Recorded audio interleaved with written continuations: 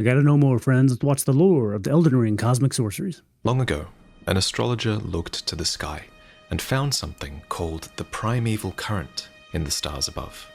Then, miraculously, what they saw in the cosmos actually manifested in reality, and the very amber of the stars rained down on the lands between. This Amber glintstone of the stars? cosmos would go on to inspire those that studied it, but there was also a darkness up there between the stars, and what some saw The lack would of break their stars. minds and inspire a fate that was worse than death. This is the story of Elden Ring's cosmic sorcery, a force that would define an entire era of life in the lands between. This is cool. This looks cool. The video is better quality. His videos have gotten better over time. I'm kind of watching It this all began chronologically. with the founding Rain of Stars, a legendary sorcery that was the founding glintstone sorcery. You might have missed this spell in your I playthrough, did. but it's located here, Maybe. hidden along an illusory path Oh, I leading to got the this. heretical rise. I just within didn't do the a mage build. mountaintops of the giants. Its description reveals that it is the eldest primeval sorcery, said to have been discovered by an ancient astrologer. Now, we don't know who this astrologer was, but we know they were not alone. For it was here, in these icy peaks closest to the sky, that the astrologers who preceded the sorcerers established themselves. And with ancient tools They were of astronomy, closer to they the looked stars? at the cosmos above and read fate in the stars. But this was more than mere stargazing. The stars quite literally govern fates. Yeah, what's in up with Elden this song in the background is good. Like this dude going wild on the violin or whatever. Ring. We learn this from the starlight shards and amber starlight items. The former is a pale blue shard. It's what remains of a passing flash of starlight, and the latter is the same, except it has a pale amber glow, and it tells of the belief that if the stars command our fates, then amber-hued stars must command the fates of the Oh. gods. During Celavis's Interesting. questline, the blue starlight shards are distilled into this blue tonic, which can be given to other NPCs to turn them into summonable puppets. You are quite literally using starlight to forcibly control and take away their fates when Is that so? That's how the puppets work. You use the starlight to give them life. I thought it would have been related to like the stuff that we read about in the last video with how we make like albinurics in the silver stuff. You know how you just kind of make like copies of things. I assumed puppetry was related to that. using starlight to forcibly control and take away their fates when you do this. These exact same intoxicating drafts had historically been used in the Eternal City, as is exemplified by the Night Maiden and Swordstress puppets, who actually chose this controlled fate for themselves, presumably so that they could better serve the needs of the Eternal City. You can learn more about that in this video, where we discuss the Eternal City in its entirety. But the Nox of the Eternal City weren't the only ones that were drawing power from the stars in this way. The royal house of Caria, too, drew great power from astrology. The telescope item, for example, is actually a smaller part of a larger astrological tool that was once used by members of the Carian royal family. That's cool. For their own brand of Carian astrology that revolved around Renala and the full moon rather than the stars. But to most, the moon was not considered equal to the stars, and it was actually the stars that most would draw upon for their sorcery. These sorcerers I think that makes sense. I mean, we know like physically stars are way more, there's way more energy in a single star than there is in like all the moons, you know? together at Raya Lucaria, a place of learning that institutionalized the practice of glintstone sorcery. And this is our little triumvirate of three factions. There's the Nox and their descendants, there's the Carians, and there's the sorcerers of Raya Lucaria, who all trace their origins back to astrology. Do the people in the Carian manor, or the Carians, they are at Raya Lucaria, and I know there's like fighting amongst themselves, but what's the relationship between Caria and Raya Lucaria actually? Because I kind of thought the Carians just went to school at Raya Lucaria. I kind of thought they were all the same.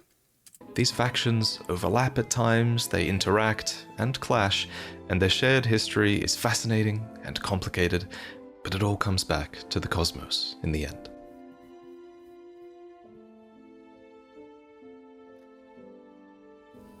But let's return once again to the founding reign of stars, which tells us that the glimpse of the primeval current that the ancient astrologer saw became a reality, and the stars amber rained down on this land.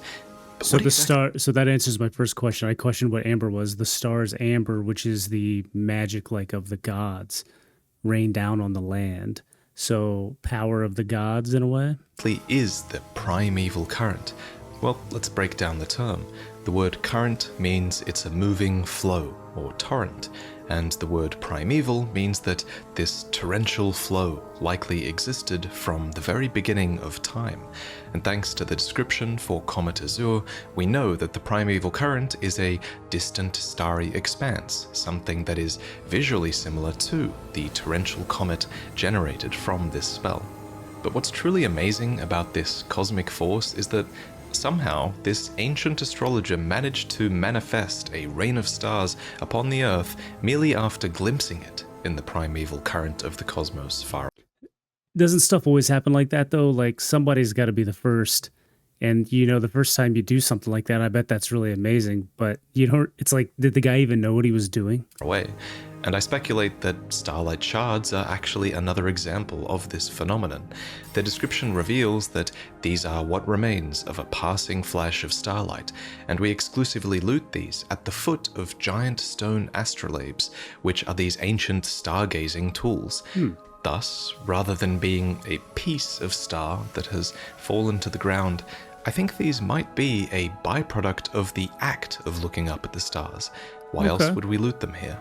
And so, in this same manner, first established with these starlight shards and then the founding reign of stars, glintstone sorcerers would go on to replicate this phenomenon, using their powers of comprehension to conceive of new cosmic elements that could be manifested in reality. Or put another way, they formulated spells that let them throw giant rocks at each other, and it was a huge hit with everyone. But among these glintstone sorcerers were some who wished to truly understand the mysteries of the primeval current, no matter the cost. These were sorcerers like Lusat and Azure, who would literally become crystal in order to sync up with and better understand these powers of the cosmos. I hope he goes into more depth with those two, because it's interesting that he just said that they became crystal in order to, you know, be better or whatever. I kind of looked at it as they did their magic too much and they became crystal. So like, you need to calm it down or else you're going to become a rock. Like it was a bad thing that happened. So maybe it was a positive thing and they chose that path, is what he's saying. And then there was Selen, the Graven Witch, who threw all ethics to the wind and wished to see humanity ascend no matter the cost. And make no mistake, the stars are alive, in a sense. Look at Estelle, for example. This is a malformed star, but a star nonetheless, birthed from a void, or so it is said. But I'm getting ahead of myself. Most sorcerers, it seems, would just be content with merely manifesting cosmic power, and so they would embed a piece of physical glintstone into a staff and then use that glintstone as a sort of catalyst for astrologer, academy, and carrion. So astrologer and carrion look, you know, similar, just a different shape. So there's like this, I don't know, blue or purple-ish, but I'll say blue, and then green, that seem to be separate throughout the stars above. And since glintstone was needed to channel spells, and since sorcerers needed glintstone to study, I think having access to physical glintstone would have been a really important thing. And luckily for the sorcerers, glintstone, being sourced from meteors and comets, had fallen to the lands between before. So these valuable crystals were mined and put to great use. And so atop and amidst enormous quantities of glintstone in the lakes of Leonia, a place of learning was built, an institution known as the Raya Lucaria Academy.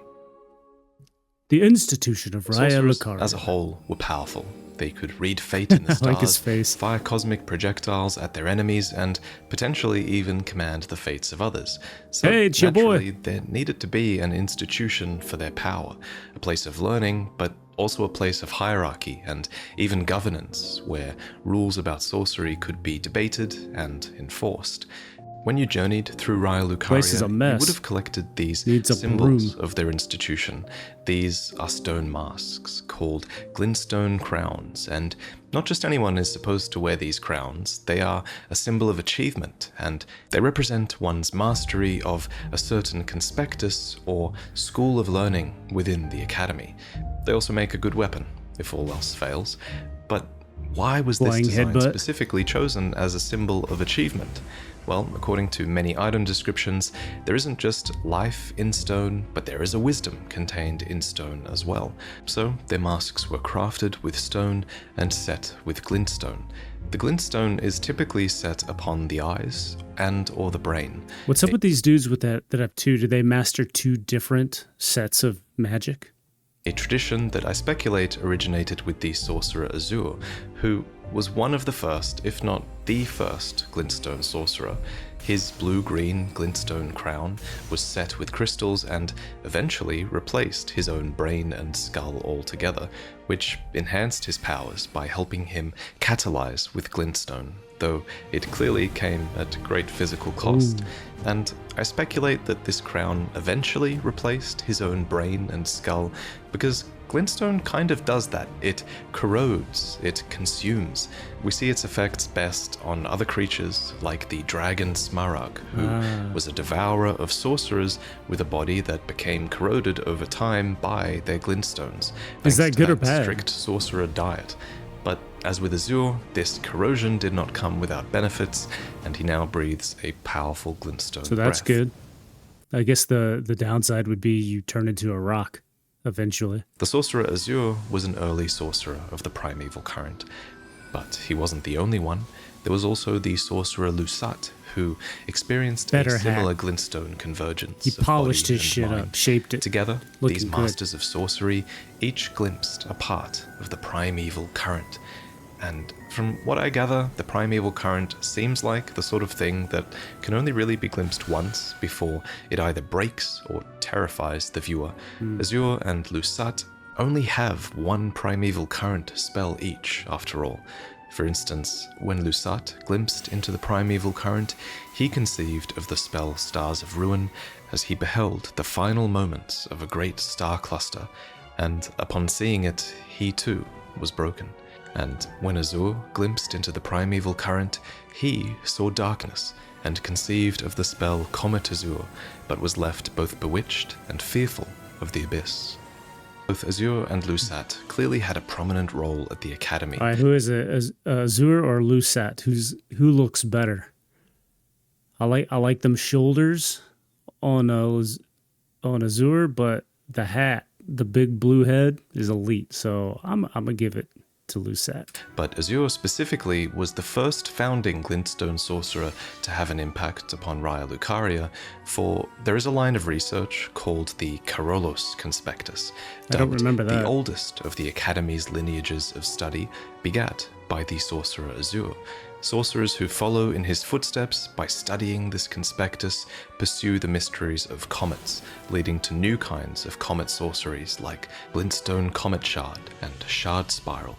Each conspectus appears to be named after a founding individual.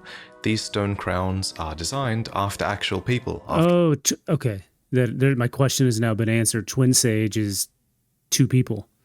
I wonder if they are like together. What's it called when you're one? When you are like one person but you're together.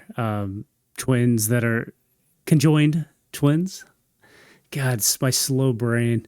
Okay, so that's cool. That answers that question. After all, people you can see in the flesh upon their matching portraits in the Academy. So even though the Karolos Conspectus follow the path began by the sorcerer Azure, their conspectus of learning must have been sort of formalized by someone named Karolos. But as time went on, more Okay. conspectuses needed to be created as new lines of inquiry were discovered, and so logically, the Olivinus conspectus should have been the second to be created, for this line of research is also concerned with the study of meteors in the primeval current, except this conspectus began with the sorcerer Lusat. Their spells study clusters of stars, with lesser spells like glintstone stars and star shower, all echoing the great Stars of Ruin spell that originally broke Master Lusat. I like how these are the Azura ones are comets, and they're like big things that hit, or maybe two that spiral like they showed us. But then the Lasat ones studying collections of stars give us like sprays of magic and stuff, and how the different sorceries are related to the lore. Lusat and Azure were true masters at the Academy, after all. They were actually dubbed Grandmasters, specifically, with special robes that reflected that, and it seems like no one ever went on to achieve such a rank or sacrifice as much as they did. And they sacrificed a lot. They can barely even move anymore, and when Selen talks about them, she talks about their bodies rather than a traditionally living person. Perhaps they've actually ascended to a higher plane of existence. That might explain why they weren't really around anymore to form their own conspectuses, something that was left to Corolos and Olivinus and others instead. That's really interesting. I wonder if they're just like laying there dead, or laying there, well, he's saying no, but because they're like at a higher level, but are they still active, like within, you know, the flow of magic or the sky or whatever, you know, like, are they still doing stuff? Just their bodies don't really matter much anymore? With such enigmatic founders, many dedicated themselves to the study of glintstone, taking vows of virtue and austerity. In return, they received the deep blue robe of Raya Lucaria and were able to study on its grounds.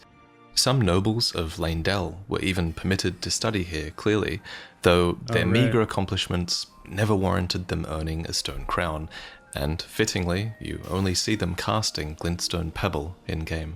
To assist in their learning, a powerful spellcaster would often go and cast a spell called Terra Magica from the tallest belfry of the Academy. This sigil would be cast with such strength and allow for such a vivid experience of spellcasting success that it turned many a fledgling into a true sorcerer in a flash of understanding. But not all learning took place at the Academy. In fact, a couple of signature spells were specifically given to those who departed from the Academy to embark on journeys. Starlight is a spell that guides such sorcerers in dark places, and it reads, "Even during the blackest nights, sojourns underground, or imprisonment in jail, the stars are never far from a sorcerer's side." And then there was Glintstone Arc, which would allow these fledgling sorcerers to cleave through the ranks of the fools that would outnumber them on their journeys. Such journeys were encouraged by the Academy. There was even a conspectus for this practice called the Hierodus Conspectus, with a crown that was granted to scholars who engaged in nomadic study away from the Academy. In-game, this crown is worn by errant sorcerer Wilhelm, who fights with night sorceries and wields the Staff of Loss, which enhances night sorceries. This staff doesn't even have a glintstone embedded in its tip, and supposedly it can only cast night sorceries as a result. Interesting. That's how important asceticism was to some sorcerers, and they believed that it was a powerful path towards discovery. This conspectus also seemed to see value in depriving the senses. The crown of Hierodus is blindfolded, after all. We see this same practice of veiling the eyes down in the Eternal City as well, and the Nox's descendants were of course accomplished practitioners of... Actually, I thought the Nox were... So if you watch other videos or, you know, actually the last video I watched of the Eternal Cities, the Nox had blue glowing eyes underneath the veils, so I just assumed they sort of saw without seeing, you know? Of night sorceries, which seem to be thematically tied to this blindfolded, ascetic embrace of the void. They don't need to see, there's no light. This habit of sending fledgling sorcerers away must have posed a bit of a problem, however, as When war broke out in the lands between, Raya Lucaria would close and seal its gates, preventing access to most, including its journeying fledgling sorcerers. The only way to get back inside was to use a glintstone key to activate the warp magic within the seals. These keys only seem to belong to accomplished sorcerers, and they remember their users, meaning that thieves or bluntstones like Thops could not get inside. In the current age, Thops mentions that the Academy closed its gates after declaring that they wouldn't interfere with the shattering. Now, this suggests to me that the Academy might have had a bit of a habit of striving for a sort of neutrality or indifference in world affairs. Indeed, they had developed an Yo, that didn't last long, we all know. entire conspectus who sought power in order to quell conflict. These were the battle mages of the Heimer conspectus, who wielded stone clubs and spells of cannon and gavel. A gavel is commonly used as a symbol of judgment, but rather than interfering with outside affairs, I believe the Heimer conspectus mainly functioned as the Academy's judiciary. Whack. Their crown is even blindfolded, which is widely regarded in the real world as a symbol of unbiased justice. And with their preparedness for combat, the Heimer conspectus were cited as being the only ones who dared to venture outside whenever war had broken out. And just like the blindfolded members of the Herodes conspectus, the battle mages of Heimer believed that seclusion was no way to foster discovery, and instead believed that it was only a convenient form of escape. That said, we do find sorcerers of other conspectuses outside the Academy as well, though. Yeah, that is one thing that I noticed a lot throughout the game. You'll just find people randomly wearing the blue robes and have a mask on everywhere. Like, obviously, there's a bunch around Raya Lucaria, and you would expect to find something here or there, but it just seems like no matter where you were in the game, one of these dudes would just pop up out of nowhere. You can sort of infer that they're a bit wary to be away from home because they're often accompanied by That's a crazy marionettes. design. The marionettes are dolls, constructs that were crafted and animated by the sorcerers who are their masters. There are a couple of variants. There's an avian variant with curved swords that can fly and throw fire pots, and then there's the typical marionettes with spiked spears, short swords, and short bows. Lots of short bows. These will commonly drop down upon you in ambush, and while they like to go a bit ballistic, they do act as crudely effective support for a ton of the sorcerers that you'll meet in-game. More puppets. You'll even find a few of these down in the Raya Lucaria Crystal Tunnel, where glintstone miners are hard at work extracting glintstone and ore. These miners don't use conventional. Yo, check out how the glintstone's growing out of the miners. It's like just maybe breathing in the dust or being near it enough is enough to make it start growing and taking over you. Tools though. Instead, they mine with a digger's staff, embedded with a glintstone, casting spells such as Shatter Earth or Rock Blaster. A fascinating little detail here though is that these mining spells carried enormous stigma at the Academy because they marked their user as a failed scholar, perhaps as someone who had to turn to menial labor, lacking the intelligence to pursue the complex mysteries of the cosmos. Indeed, the Overseers attack by crushing scraps of glintstone rather than with any advanced sorceries. At the end of the crystal tunnel is a crystallian, an inorganic being that was hewn from crystal long ago. But these are more than Worst boss fight in the whole game. I think this may have gotten nerfed at some point, but now when I played it, these guys were awful. It took me forever to beat them. mere constructs. They are ancient and even possess a faint sort of intellect dubbed the wisdom of the stone.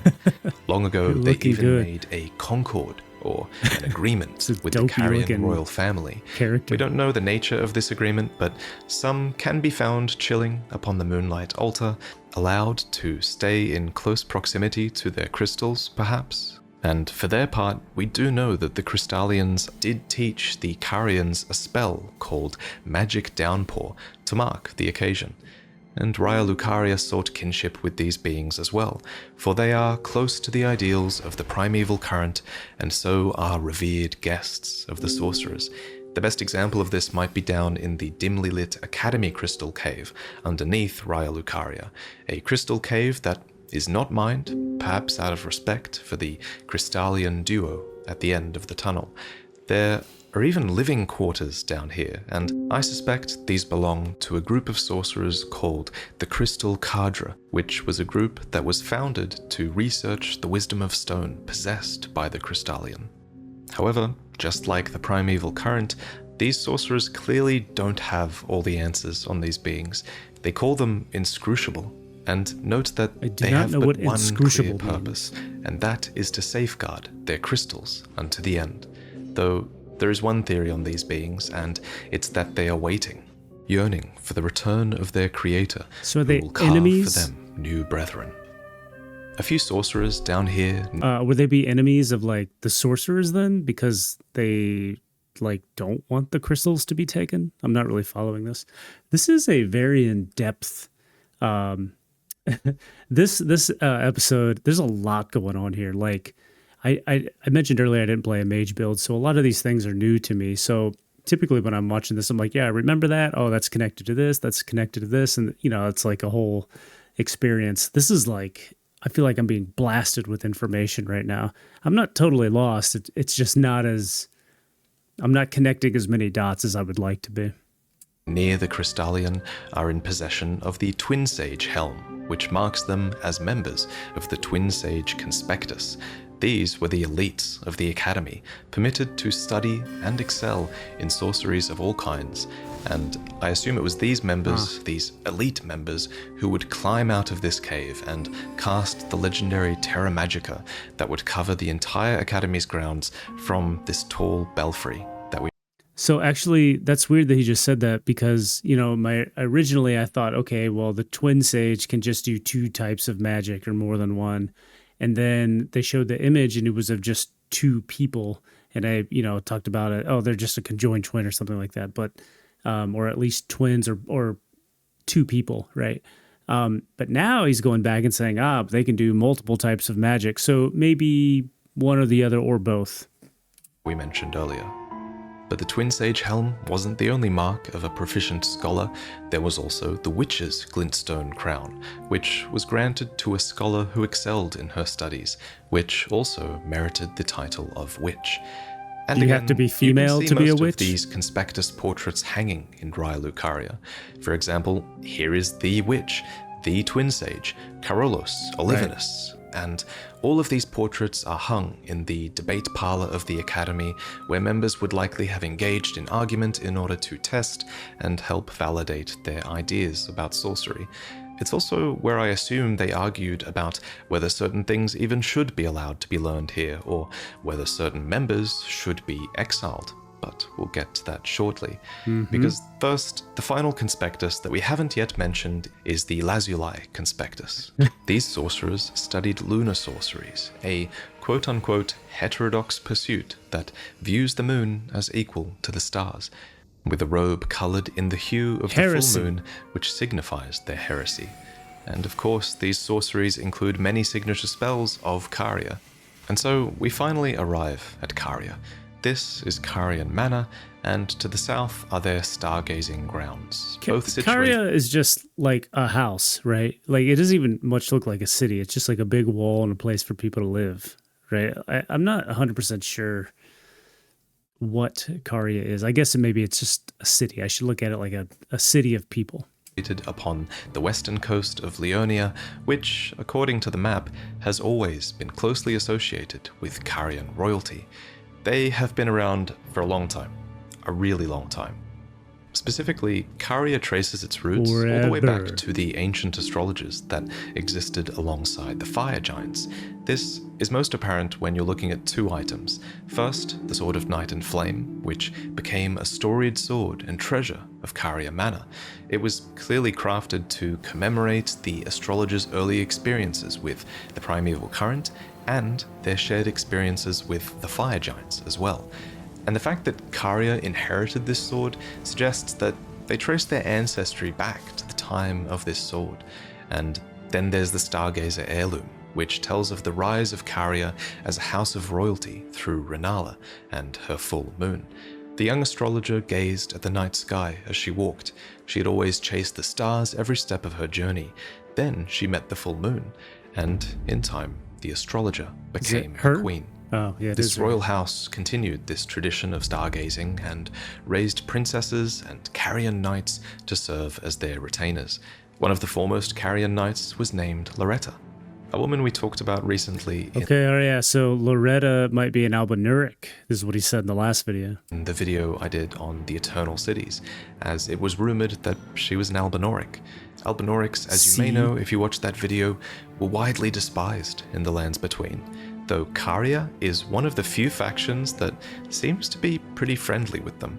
Albinoric sorcerers are found all throughout Caria Manor, and one, named Pidia, is literally called a Carian servant, linking the Eternal Cities with Caria in... He's a servant, though. Like, that doesn't sound like they like them. It sounds like they accept them, maybe, or utilize them as servants or slaves. Like they all have tiny little staff. I didn't call it a staff even. It's like a magic wand, so I don't know. I mean, it's like they accept them, I guess. They tolerate an alliance, perhaps, that might have allowed them to learn more about the stars from the Albinorics.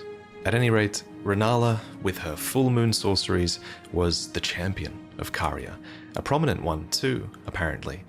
And it's no surprise when you look at the powerful characteristics of her full moon. It has immense gravity, and it eclipses all other magics. It lowers defenses. It is enchanting, and Renala used all of these traits to charm the Academy, to bewitch them, and become not just the Queen of Caria, but also the master of Raya Lucaria itself. And so, of course, here is her portrait, displayed most prominently in the Academy of Raya Lucaria, right next to what many assume is a portrait of Selen. For if you unmask her in-game, then she actually looks very similar to this witch, someone who was worthy of an entire conspectus and apparently was the most promising sorceress in the history of the Academy. But even Selen, with all her promise, or perhaps because of her promise, would not be tolerated in the end. If you recall, I was exiled from the Academy of Raya Lucaria. It was for attempting to restore the primeval current of Glintstone sorcery. The toothless pedantry peddled by the Carian royal family can rot for all I care. I want Glintstone sorceries that open our minds, unbound by terrestrial taboos. For Selen to know so much about what she calls toothless pedantry peddled by the Carian royal family, I assume she was a part of the Academy during Renala's reign over it, and that it was Renala's influence that finally led to the Academy's intolerance of primeval current research. And Selen wasn't the only one expelled from the Academy. The Masters Azure and Lusat, two of the founding masters of Glintstone sorcery, were at some point driven from the Academy as well. They're too good, man. Jealousy. The primeval current is dangerous. Nah. Lusat's mind was broken after watching a star cluster break apart. Azure saw a darkness in the primeval current. Too much oversight. Was left we need more fearful power. Of its abyss. And look, what if you just wanted your head to look like that, man? That's not a big deal. Just let them go. Let them have cool heads, bowling ball heads. Imagine something so dangerous that just looking at it can damage your mind irreparably. In this way... He must have noticed that. The head inside of the head of Estelle looks just like Lusat's. Yeah. The primeval current is almost Lovecraftian in its horror. We can't pin down the exact like an eyeball truth of why brain. It terrifies, but we see its terrible effects on others and are left to wonder. What's more, this cosmic current is primeval. It's one of the first, if not the first thing to exist in the universe, and the fact that our cosmic origins might be terrifying really is kind of a bizarre and bewitching thought, right? I mean, I want to know what's in this current that's driving everybody insane.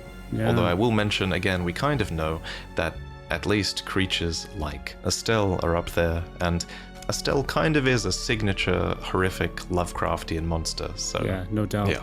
At any rate, Raya Lucaria was an institution now, with power and influence in the lands between, and with these things, naturally, there would have come a need for self-preservation. And the biggest threat at this stage wouldn't have been external, it would have been internal. The biggest threat was probing the primeval current too deeply. And so, while primeval current research seems to still be okay as long as it's under the Carolus or Olivinus conspectus, a line was drawn. They just want some oversight. The masters Azure and Lusat were eventually driven from the academy, as was Selen the Witch. When we first meet her, Selen. It's kind of sad though, right? Like how you're here to learn. You want to know as much as you can about something, and you're so interested in it. But then it's like, but don't learn too much. And I feel like that would be like the beginning of the downfall of the academy. Like if you're going to limit the education, then what is the academy really teaching? Me, as was Selen the Witch. When we first meet her, Selen states that glintstone sorcery is rooted in the study of the stars, and she laments that most sorcerers have forgotten that fact. She resents that the sorcerers took their power and then sort of turned a blind eye to deeper research in order to protect themselves. And it's kind of easy to empathize with her and to see her as this underdog fighting for the truth against an enormous institution. Even Thops thinks she's a good person in the end, but can you really blame Raya Lucaria for taking a stand when you see this? Yeah, this is a school of graven mages, a mass of sorcerers fused together so that they might be fashioned into the seeds of stars. As the lore goes, this was apparently a valid line of research into the primeval current, and that in the name of this research, fellow sorcerers should be collected and fused together in a cluster to, I guess, create a star made of life. These creations were considered the nightmare of the academy. And rightfully so. They represented Selen's complete loyalty to the truth, no matter the cost to her fellow man. Naturally, such a thing had to be forbidden. But then, you have to empathize with Selen a little bit and agree that it is a bit ironic that the exact line of inquiry that gave rise to the Academy was the very thing that posed a threat to its existence. You know, that's a pretty interesting thing. Like, there's a lot of parallels with that, like maybe like scientific research and things like that. Like, we as humans just have this drive to have more knowledge. We just want to know more, and that's cool. There's a lot of good things that comes from that. But sometimes you find out something kind of terrible, and so then you have to stop and think, like, how do you deal with that? Do you stop people from knowing things, or do you know so that you can then know how to not do something bad with the knowledge you have? I think the latter, personally, but there's always somebody that's going to mess it up for everyone else. I think it's a common problem in the world. In the end. Eventually, the Academy, the real world and that world, would seek to rid itself of Caria's influence, but the Carian royal family had long prepared for the disloyalty of the Academy. There's a reason why the Carian Knight's shields are extremely magic resistant. There's a reason why there are many spells based on a policy of Carian retaliation, where magic can be absorbed and then turned back against its caster. There's a reason why their knights were specifically sworn to the moon, not the stars. Renala, as a proficient astrologer, might have even foreseen the eventual disloyalty of the Academy, although that's just speculation on my part. But before that, there was another war that would come first, a war against the Champions of Gold, which Caria was extremely prepared to face as well.